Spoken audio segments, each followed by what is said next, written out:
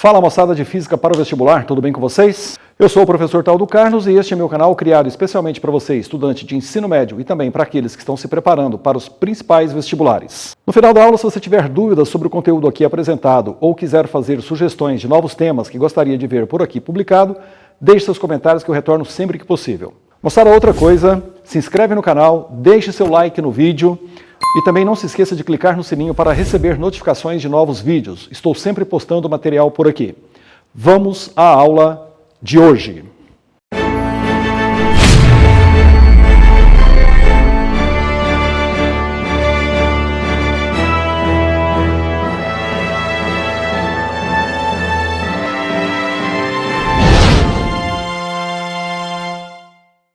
Muito bem, moçada, na aula de hoje, mais uma aula de termologia, transmissão de calor. Vamos ver como que o calor se propaga através não só da matéria, do meio, como também no vácuo. Sim, o calor pode se propagar no vácuo. Basicamente, o calor ele pode se propagar de três maneiras: pela condução, pela convecção e pela irradiação. Os dois primeiros, condução e convecção, requer material, requer matéria para se propagar, e o terceiro modo, que é a irradiação, que é por ondas eletromagnéticas.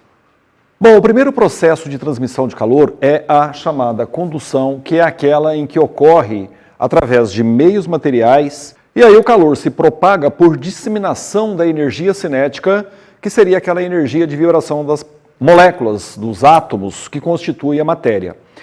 Nos metais, principalmente, a condutibilidade ela é muito boa graças a elétrons livres da última camada. Quando você aquece um determinado metal, e aí essas moléculas vibram intensamente, que perturba a molécula vizinha ou o átomo vizinho, e essa perturbação faz com que o calor venha fluir do corpo de maior temperatura para o corpo de menor temperatura. Isso significa dizer que se você pegar dois objetos quaisquer, A e B, a diferentes temperaturas, por exemplo, a temperatura de A maior que a temperatura de B, e você colocar os dois em contato, o que acontece? O corpo A, por ter maior temperatura, suas moléculas agitam mais intensamente. O corpo B, por ter menor temperatura, moléculas vibram com uma intensidade menor. Ao fazer o contato dos dois, moléculas de um, que estão numa certa agitação, perturbam moléculas vizinhas e transferem energia, mudando o grau de agitação molecular, ou seja, a vibração entre as moléculas que constituem cada material. De tal forma que o calor se propaga do corpo de maior temperatura para o corpo de menor temperatura. Muito bem, quando você tem dois objetos a diferentes temperaturas e que você tem fluxo de calor de um para o outro, existe uma coisa que é o seguinte: esse fluxo de calor ele pode ser medido. Já fiz isso em aulas anteriores, ou seja, nós temos a representação do fluxo, e o fluxo de calor é, então, a relação entre o calor transferido de um corpo para o outro pelo intervalo de tempo necessário para esse fluxo. Ou seja, nós temos que o fluxo de calor ele é a quantidade de calor transferida pelo intervalo de tempo. Muito bem, no exemplo que eu citei em aulas anteriores, na calorimetria, eu falei, por exemplo, da chama do fogão. Você tem uma chama que ela pode transferir, por exemplo, para a panela, 500 calorias por segundo. Essa seria a potência térmica da fonte. Repare que a unidade de fluxo de calor, que seria o caloria por segundo, é a mesma unidade de potência. Só que aqui a caloria está em unidades usuais. Não se esqueça que caloria é a unidade de energia e que energia no sistema internacional é joules. Então, se eu utilizar aqui, em vez de caloria, joules por segundo, nós temos potência que é watts.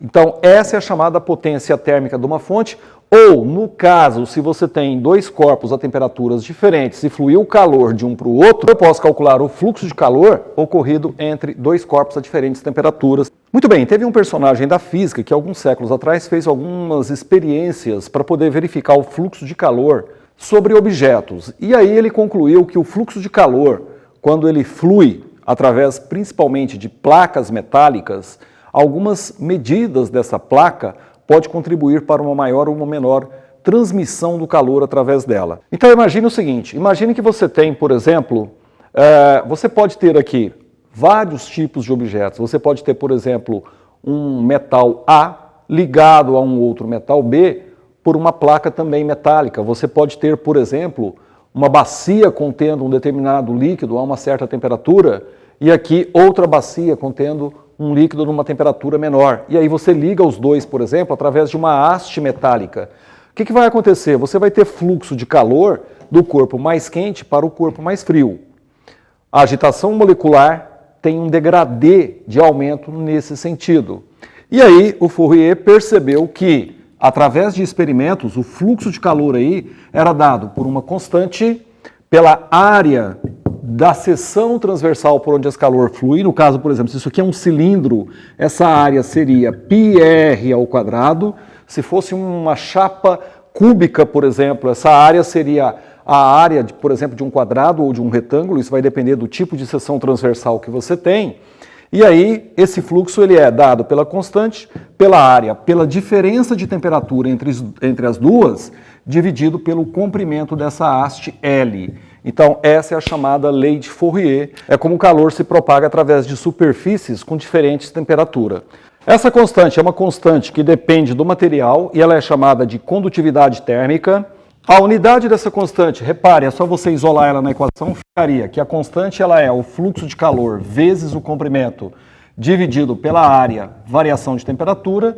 E aqui, se você colocar as unidades conhecidas, nós vamos ter fluxo de calor, calorias por segundos, comprimento é metro, área é metro quadrado, temperatura é graus Celsius. Então, essa unidade seria caloria, segundo, metros, graus Celsius. Um detalhe importante. Caloria não é oficial no sistema internacional, é o joules. Então, se você quiser a unidade disso no sistema internacional, seria constante igual, troca o calorias pelo joule, segundo, metro, graus Celsius por Kelvin. Joules por segundo é watts, então daqui você tira que essa constante seria medida em watts, metros, Kelvin, essa seria a unidade da constante no sistema internacional. Muito bem, e os outros dois elementos, nós teríamos A como sendo a área da seção reta, como eu disse aqui, a área da seção transversal por onde esse calor flui, e L, o comprimento desse objeto por onde o calor vai fluir. Detalhe importante dessa lei ou do uso dessa equação. Esse K, como eu disse, ele é uma constante que está ligada ao tipo de material, já vou citar alguns exemplos. Essa área é a área da placa, por onde você está, por exemplo, ligando a fonte térmica. Vamos supor que você pegou, por exemplo, uma apostila como essa, e aí você tem aqui um formato retangular para ela, e você liga do lado de cá uma chama. Essa chama ligada nessa face vai dar calor para ela, vai ter transmissão de calor. E aí as moléculas dessa face passam a vibrar mais intensamente, que perturba as moléculas internas com mais intensidade, e o calor vai fluindo através dessa espessura dessa placa. Se você colocar a mão do lado de cá depois de algum tempo de aquecimento, você vai perceber que essa extremidade ela está quente, ela vai esquentando à medida que o calor flui, mesmo que a chama esteja ligada apenas do lado de cá. E aí acontece o seguinte, a área onde você está jogando esse calor, ela é fundamental no cálculo do fluxo, depende dele. Repare que se eu pegasse uma substância, por exemplo, com uma área de seção transversal menor, ligasse aquela nossa chama aqui, eu teria uma quantidade de calor transmitida para o outro lado menor. Então a área ela é fator importante nesse fluxo de calor entre as placas. E obviamente uma outra coisa que importa é o comprimento do corpo. Você está colocando aqui uma temperatura TA, aqui você vai ter uma temperatura TB. Essa espessura seria o comprimento.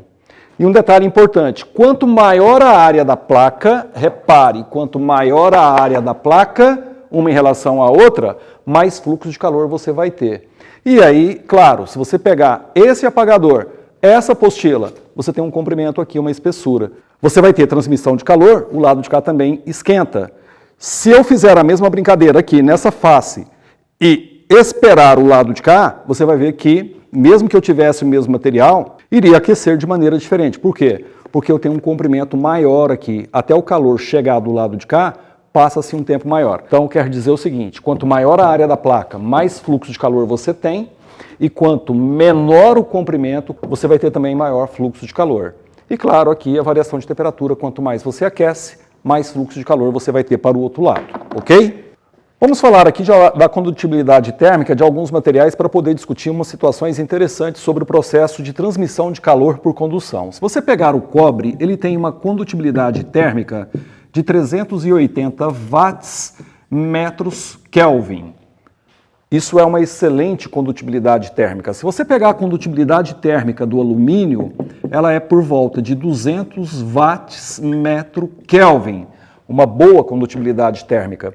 Se você pegar a condutibilidade térmica do gelo, ela é de apenas 2 watts metros por Kelvin.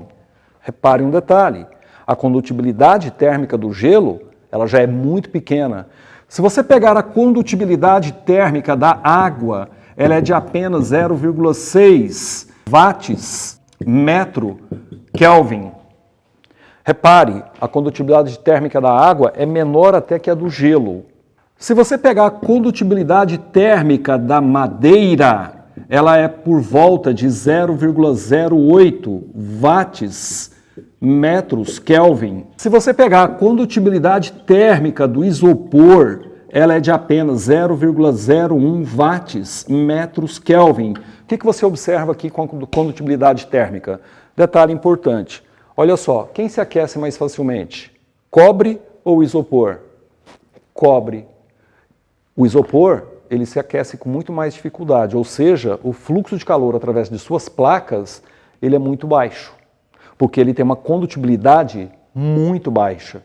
Já o cobre, se você pensar, ele tem uma condutibilidade térmica alta. Então, o fluxo de calor entre as placas de uma peça de cobre vai ser alta.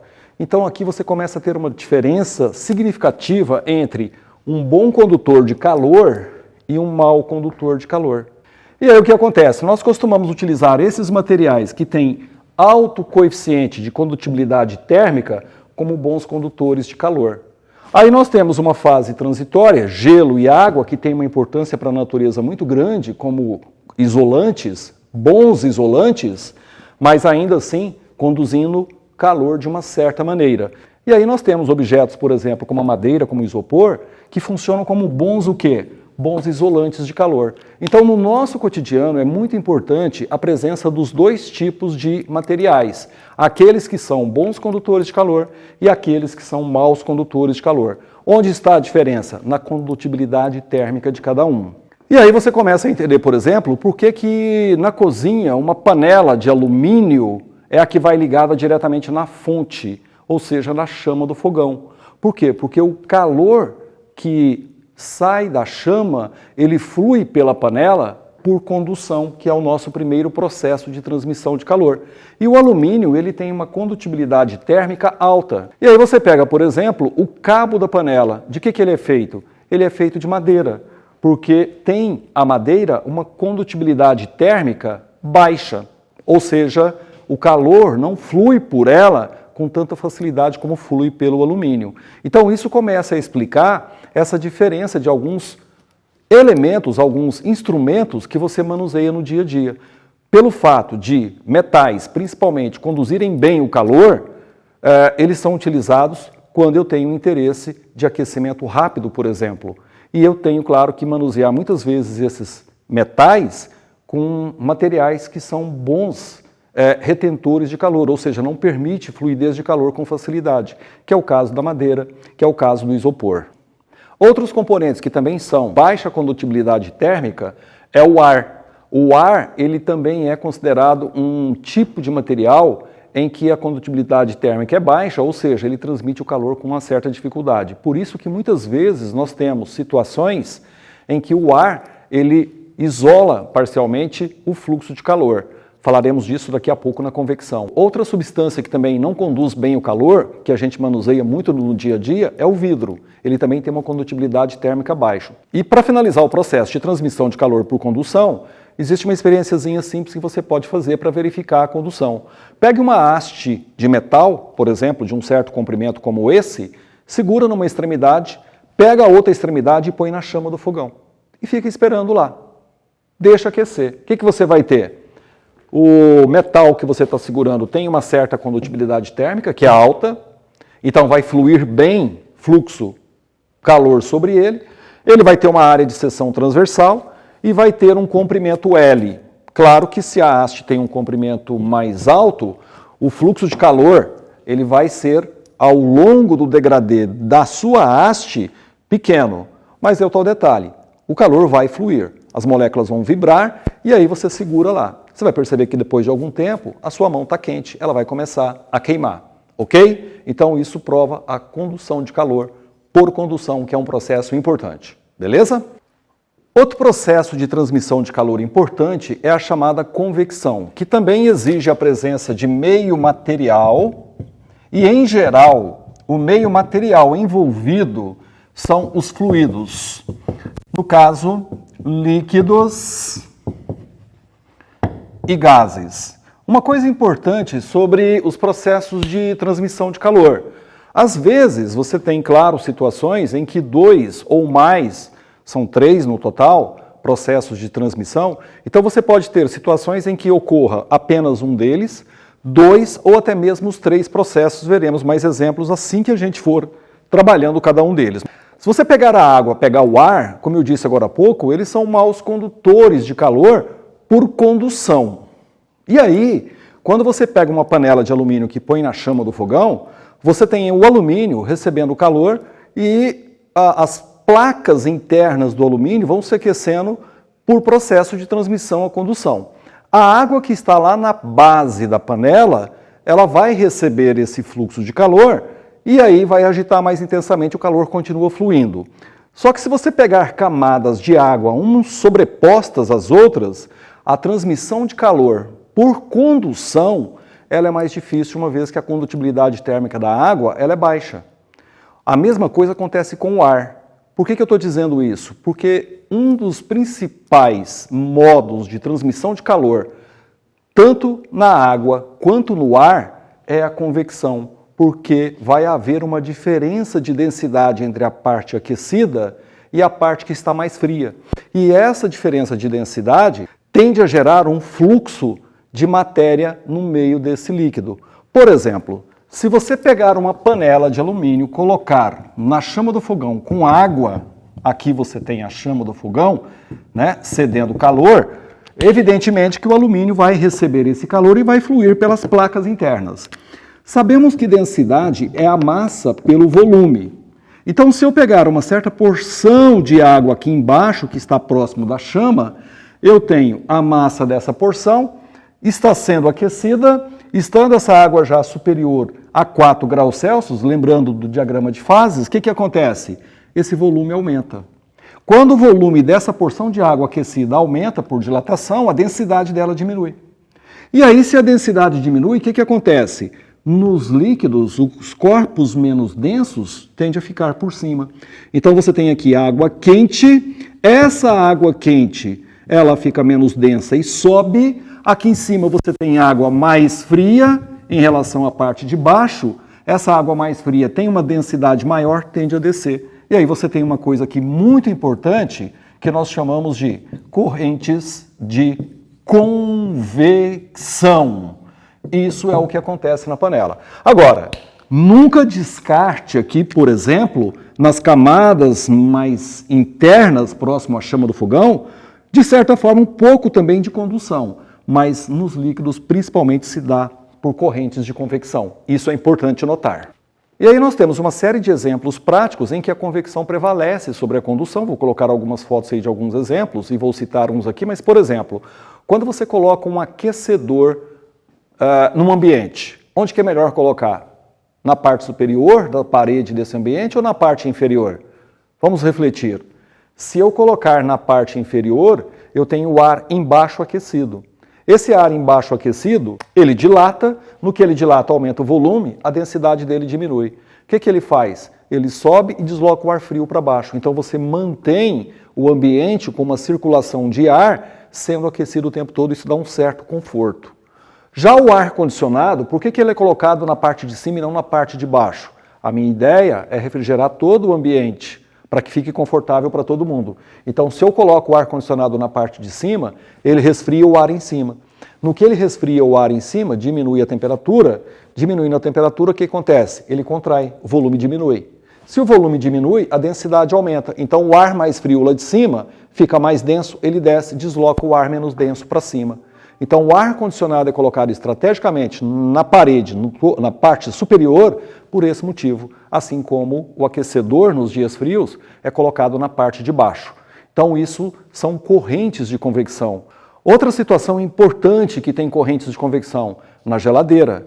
Vamos pensar numa geladeira em que você tem a parte de cima dela, onde normalmente fica o congelador, depende muito do tipo de geladeira que você tem. Mas a parte do congelador está ali na parte superior. Por que é interessante ele ali? Pelo mesmo motivo do ar-condicionado. Ele resfria o ar naquela região, aquele ar resfriado tem o volume diminuído, fica mais denso, e aí o que acontece? Sendo mais denso, ele desce, levando o ar frio para as partes mais baixas da geladeira. E cuidado com uma coisa, é muito comum, principalmente as pessoas mais antigas, a vovó, ela colocar naquelas grades da geladeira um plástico, um pano de prato, alguma coisa que ela coloca ali. Não é legal aquilo, não é bom para a geladeira, não é bom para os alimentos. Por quê? Aquele material ali, ele isola o ar frio que está na parte de cima, não deixa o ar circular para levar ar frio para as partes mais embaixo. Outro efeito que se baseia na convecção é a brisa marítima, também uma situação bastante cotidiana. O que acontece ao longo do dia? A fonte térmica que emite calor tanto para a areia quanto para a água é o sol. E aí o que acontece? A areia ela tem um calor específico menor do que o da água, então ela esquenta mais. Então aqui embaixo você tem ar quente. Enquanto que lá na água, na superfície da água, você tem ar frio, isso durante o dia. E aí o que acontece? Ar quente, ele fica com maior volume, densidade menor. O que tende a acontecer com o ar quente? Ele tende a subir. Quando ele sobe, o ar frio se desloca nesse sentido. Então você tem um deslocamento de camadas de ar mais fria para essa região e o ar quente, ele circula mais ou menos nesse sentido. E aí você tem isso como efeito da brisa, isso é também bem interessante. À noite, o processo se inverte. O sol foi embora e aí você tem o seguinte, a areia tem baixo calor específico, ela resfria rapidamente, a água é uma má condutora de calor, ela segura esse calor, tem um calor específico mais alto, segura esse calor. À noite você tem aqui ar mais quente, próximo à água, e aqui na areia você tem ar frio. O que acontece? Uma inversão. O ar quente está lá. Agora esse ar quente tende a subir por aqui. Quando ele tende a subir por aqui, o ar frio tende a vir nesse sentido. Então você tem uma brisa no sentido contrário. Então vejam vocês que o processo de condução de calor por convecção, ele é um processo bastante interessante e ocorre no nosso cotidiano em vários exemplos. Não se esqueça disso. E finalmente o último processo de transmissão de calor, que é a irradiação. Muito bem, o que é o processo de transmissão de calor por irradiação? É aquele que é transmitido através de ondas eletromagnéticas. E aí, o que acontece? Ele pode ocorrer no vácuo. Não se esqueça do seguinte, o nosso Sol, nosso astro-rei, está a uma distância em relação à Terra enorme. E boa parte da luz emitida pelo Sol, ela viaja a maior parte desse percurso no vácuo. Quando chega na atmosfera terrestre, essa onda eletromagnética ela entra e aí vai até o solo. E aí acontece o seguinte, se essa onda eletromagnética está sendo emitida lá pelo Sol e ela viaja e só vem aquecer aqui depois de todo esse percurso, e aqui nós temos vácuo, então o que acontece? Esse tipo de onda eletromagnética, esse tipo de transmissão, ela conduz o calor. Existem vários outros experimentos em que você verifica a transmissão de calor por ondas. Por exemplo, se você pegar uma chapa metálica, pegar uma lâmpada e colocar uma certa distância dela, ela vai aquecer. Claro que você vai ter o seguinte, essa lâmpada está emitindo radiação, ela vai começar a esquentar o ar no entorno dela. E o ar já vai começar a aumentar a agitação molecular, só que tem um detalhe, o ar muitas vezes aquecido, ele tende a subir e não deslocar lateralmente, uma vez que ele fica menos denso. Mas mesmo assim você tem a transmissão de calor levemente, muito pequena talvez, por condução e até mesmo por convecção até uma chapa metálica. Mas o que mais leva em consideração no aquecimento dessa chapa, você mantendo ela próximo de uma lâmpada acesa, por exemplo, é a irradiação, ou seja, ondas eletromagnéticas. Elas transmitem calor. Hoje isso está mais do que provado. Outro exemplo que você pode comprovar isso, um exemplo bem parecido, se você ficar ao lado de uma fogueira. Ou seja, você tem aí radiação se propagando através do meio material que é o ar até chegar a você. Você pode fazer, por exemplo, um recipiente de vidro. E aí você coloca do lado de cá uma lâmpada emitindo luz, pega uma bomba de sucção, puxa o ar de dentro desse vidro, você fez o que aqui dentro? Vácuo, não tem nada. As paredes são rígidas. E aí você coloca uma placa metálica do lado de cá. Você vai perceber que essa placa metálica, ela se aquece. Essa é uma experiênciazinha de laboratório que é muito fácil de ser realizada e que prova que a radiação emitida pela lâmpada se propagou pelo vácuo e levou calor para a placa que aqueceu. Então, esse é o processo de transmissão de calor por irradiação. Bom, o problema é que a radiação eletromagnética ela está relacionada com um assunto que é visto na ondulatória, que é todo o espectro eletromagnético. Na verdade, todo aquele espectro eletromagnético que se vê lá na ondulatória, qualquer deles, de qualquer frequência, de qualquer comprimento de onda, transmite calor da mesma maneira. Claro que em algumas situações mais do que outras. Por exemplo, um tipo de radiação que o próprio ser humano emite é a radiação infravermelha. Então, o que acontece? Os corpos, em geral, tendo temperatura, estão emitindo calor, e esse calor está se propagando por irradiação através do meio. Isso é importante notar. E aí, uma coisa interessante sobre as ondas eletromagnéticas. Em geral, os metais, eles refletem bem esse tipo de radiação. Então, eles não só absorvem calor dessa radiação, como também eles refletem. Em geral, a maioria das coisas reflete esse tipo de radiação de alguma forma. Tem uma absorção e tem uma reflexão. Por exemplo, o corpo negro é um tipo de corpo que emite radiação facilmente e absorve radiação facilmente. Ou seja, o corpo negro ele é um bom absorvedor de calor, mas ele também é um bom refletor de calor. Moçada, olha só, a propagação do calor, ela está presente no nosso cotidiano, na tecnologia, na indústria de várias maneiras. Vou citar um exemplo rápido aqui, que é a garrafa térmica. Eu vou reforçar com uma figura que está aí do lado, mas a garrafa térmica, ela é um dispositivo que praticamente você faz prevenção sobre os 3 processos de condução de calor. O objetivo da garrafa térmica, o que é? Você colocou um líquido qualquer lá no seu interior e você quer manter aquela temperatura, seja ela fria ou quente. Então você pode colocar aqui algo quente para poder manter-se quente, pode colocar algo gelado para se manter gelado. E aí o que acontece? A garrafa térmica ela tem algumas partes para poder evitar a propagação de calor do ambiente, principalmente, para o líquido que você colocou aqui dentro. Primeiro, normalmente o material de que é feito a garrafa térmica, externamente, que é aquela parte que você toca, ele é um material que conduz pouco calor, ou seja, a condutibilidade térmica dele é baixa. Então, nesse caso, o K é baixo para poder não permitir a passagem de calor aqui, por exemplo, por condução. E aí você tem o seguinte, internamente aqui tem uma região que se faz vácuo entre, por exemplo, essa parede externa e essa parede interna da garrafa, propriamente dito. Então, essa região aqui é de vácuo. Para quê? Para você não ter ar e ter a possibilidade da condução. Ou seja, para você dificultar a transmissão de calor, por exemplo, por convecção e deslocamento das camadas de ar. E, normalmente, essa parede aqui, ela é refletida. Ou seja, ela é de um material que ela reflete bem, para poder radiação eletromagnética bater e não passar para a parte interna da garrafa, ou seja, refletir. Então, a garrafa térmica é um tipo de dispositivo que funciona e nós temos a prevenção dos 3 tipos de transmissão de calor. Beleza? Muito bem, vamos resolver uns 2 exercícios sobre esse conteúdo. O primeiro exercício está na página 95, o link da apostila está aí na descrição. E o primeiro exercício é um exercício do Enem, ele fala o seguinte: uma garrafa de vidro e uma lata de alumínio, cada uma contendo 330 ml de refrigerante, são mantidas em um refrigerador pelo mesmo longo período de tempo. Então você colocou uma garrafa de vidro e uma de alumínio no refrigerador. Detalhe importante. Ao retirá-las do refrigerador com as mãos desprotegidas, tem-se a sensação de que a lata está mais fria que a garrafa. É correto afirmar que...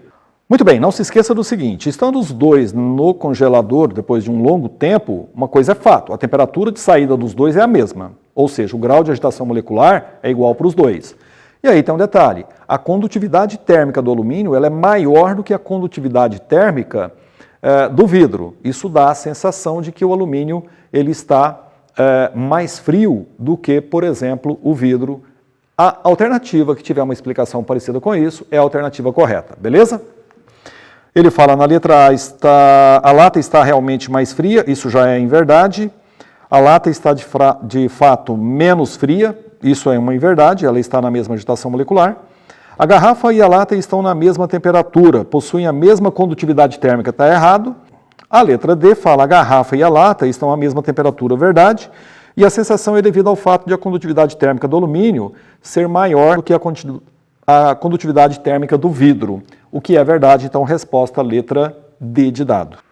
Vamos a um outro exercício, agora na página 104, uma questão aberta da Unesp. Olha só, as constantes termodinâmicas da madeira são muito variáveis e dependem de inúmeros fatores. Isso é uma realidade. Você tem a madeira verde, você tem a madeira seca, semi-verde, semi-seca e esse tipo de coisa. Então, quer dizer, a condutibilidade térmica da madeira, ela pode oscilar dependendo das condições dessa madeira. No caso da condutividade térmica, que ele chama de Km, um valor aceitável é Km igual a 0,15 watts metro grau Celsius. Ele usou em grau Celsius, a mesma variação Kelvin, não precisa fazer transformação.